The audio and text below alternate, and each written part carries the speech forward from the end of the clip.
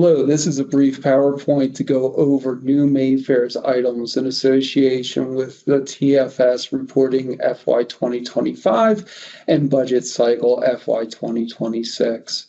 New items we'd like to cover this time are to go over changes to the pupil transportation on schedule, changes to the rates of the state major maintenance aid calculation, budgeting for tuition, and a federal mandated required change for the detailed expenditures screens when you're inputting your TFS information. I'd like to walk through these one at a time. At the beginning, we'd like to talk about pupil transportation changes.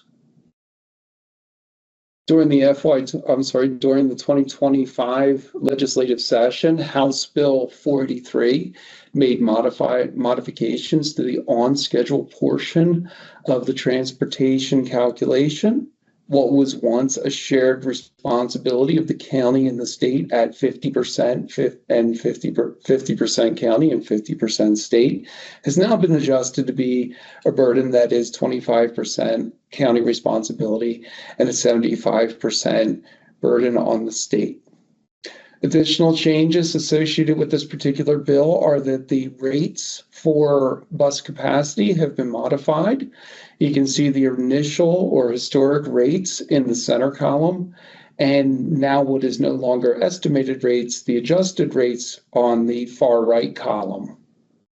To aid with school districts determining a budget for FY 26, we've updated the pupil transportation budgeting spreadsheet. And on the website, we've posted this particular spreadsheet. This is the OPI website. To find the spreadsheet, you would hover over Leadership, School Finance, give that a click. Scroll down to Pupil Transportation. And under Budgeting and Finance Information is a link called Transportation Budgeting Spreadsheet, Increased Bus Rates for associated with House Bill 483 of this most recent legislative session. If you're to open up this document, what you would come to is an Excel spreadsheet that allows for various tabs. One of them is to enter in the bus routes with the capacities and the other information. There's a tab for entering individual contracts. And these two items summarize onto an on-schedule tab in which the county share and the state share have been modified from the 50-50 historic rates to the 25 and 75 rates, or proportionate shares. Additional modifications are on this parameters tab, in which the rates that are adjusted in association with the bill have been modified. It's really highly encouraged, in fact, it's a must, that you utilize this particular spreadsheet rather than older spreadsheets you may have in your possession. Assuring that you use this new spreadsheet will ensure that you're calculating the proper on-schedule and the proper proportionate share for both county and state.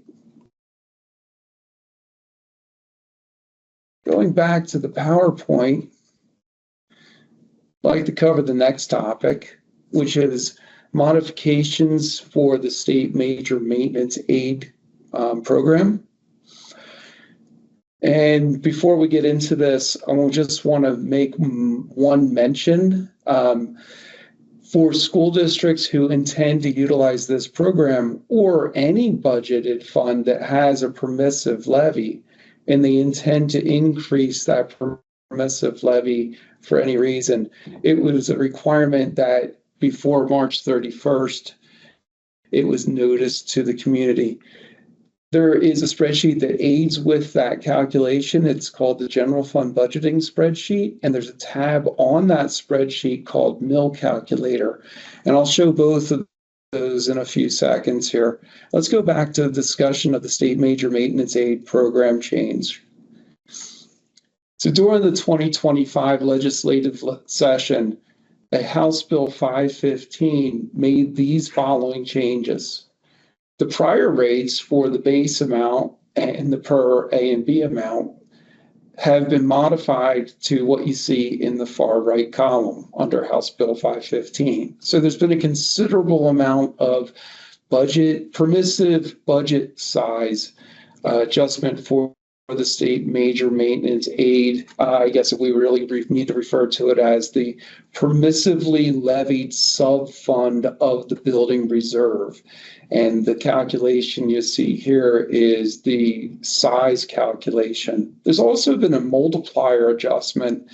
What that really does is intended to place the burden of increase on state reimbursement rather than an increase on local levy.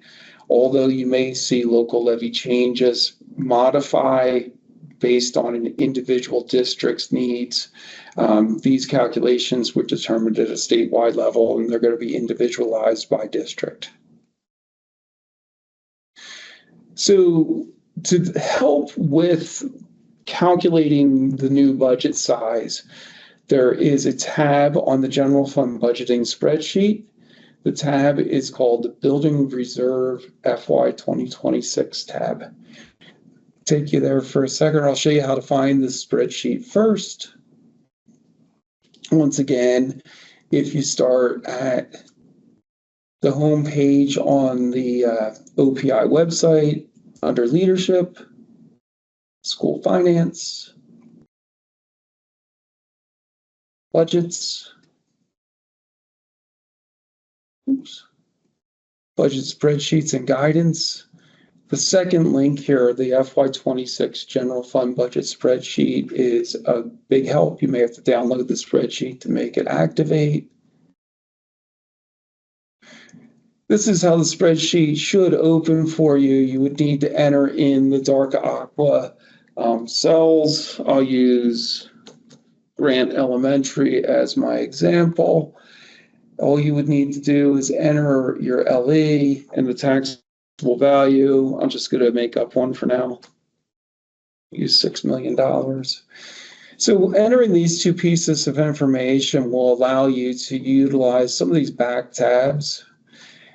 The first one I mentioned earlier was to talk about the mill calculator. The mill calculator will allow a school district to enter some information in these cells. It will help to show them the number of mills for the current year.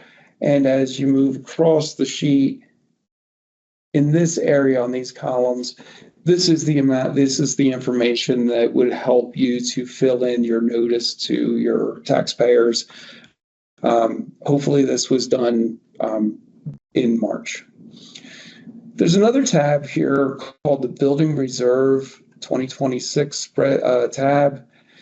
And just real quickly, going back to that grant example, there we are.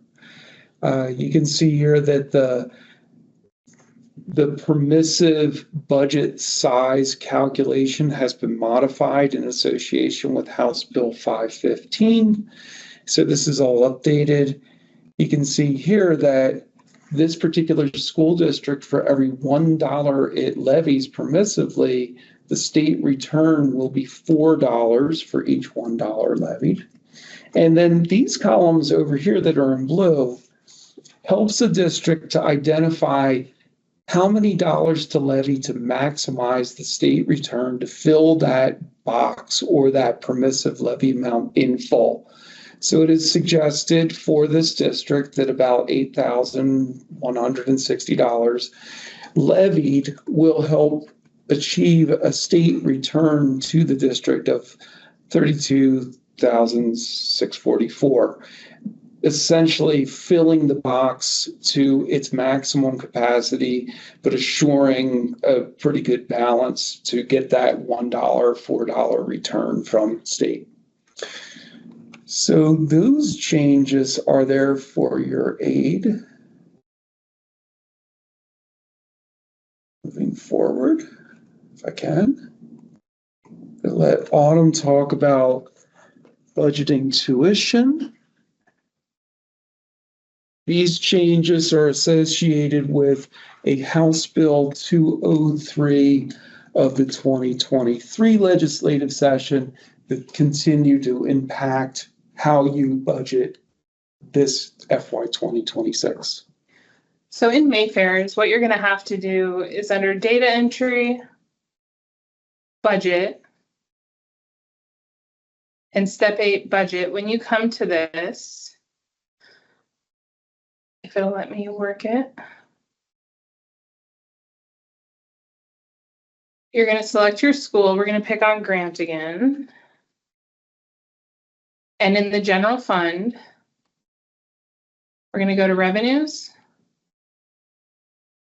And when we add a new budget record to account for the tuition that we are going to be receiving in fiscal year 26,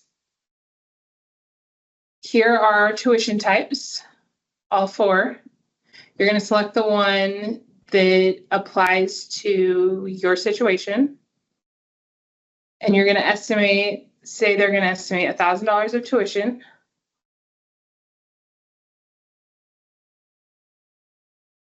What it's going to do is it's going to put that in your revenues and decrease your district tax levy by the amount of the tuition you're receiving, which in turn will decrease the amount of mills you need to reach your base levy requirement. It will not affect your GTV, which grant doesn't receive.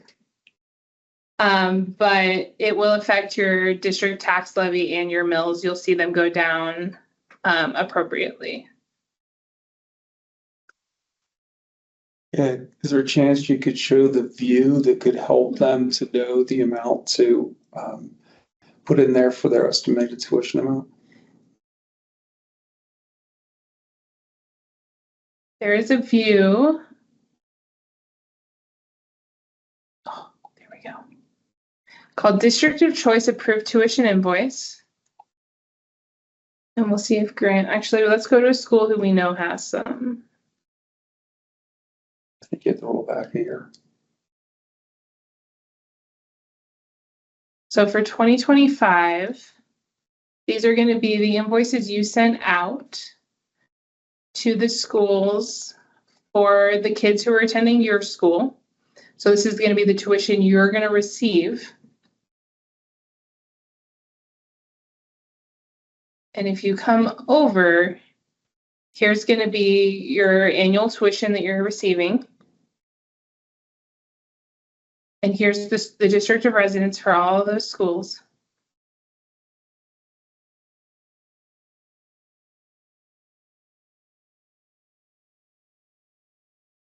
And so if you were to total this up, looks like Bozeman is going to receive about $116,000 in tuition. So they need to estimate that in their general fund budget, showing that this is what they're estimating to receive in fiscal year 26 from those districts.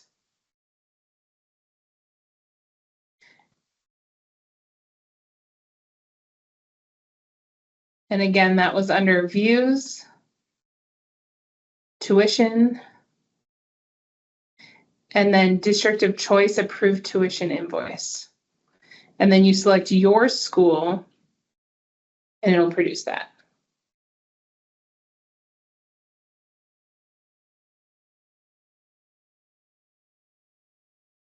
I'm going to pass it to Lacey for our detailed expenditure explanation. Okay, so you're going to notice a change in the detailed expenditures screen in MAEFAIRS when you're doing your TFS. There are some new requirements that require certain codes to have school code breakdowns. Those object codes are, I think it's on my next slide actually. Was it not? Okay, so object codes 112, 117, 640 and 650 are the object codes that you will be required to split up by school code when you get to that screen. So you're in MAEFAIRS, data entry, you go to trustees financial summary. This is very touchy. You're going to go to step 8, detailed expenditures. This screen should be familiar to everybody. We'll pick a school that has more than one school code, so it's a good example.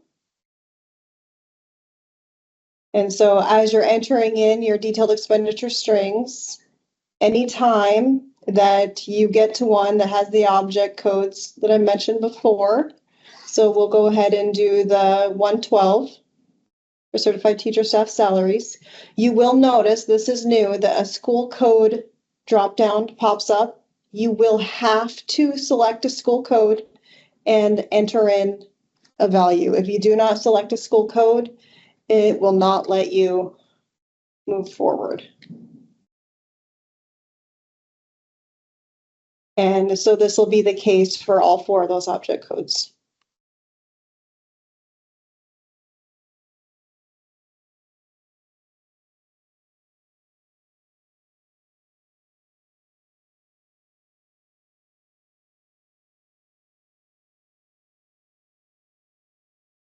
And that's it. It's that simple. Just that school code drop down you'll have to start using. So.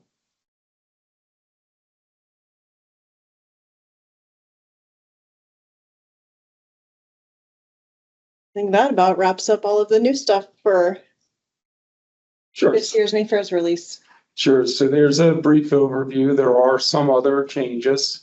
Make sure you check the chart of accounts on page 2. There are descriptions of modifications to that document and preparation for this upcoming year, where there's also information from prior webinars provided on entering data for budget and TFS. And also don't hesitate to reach out and communicate with any of the people in school finance. We'll do our best to help you and assist you. As usual, understand that there's a lot of burden on our staff with a lot of school districts. Try to be patient. We'll sure to get back to you and do our very best to aid in any way we can. And with that, I think that's it.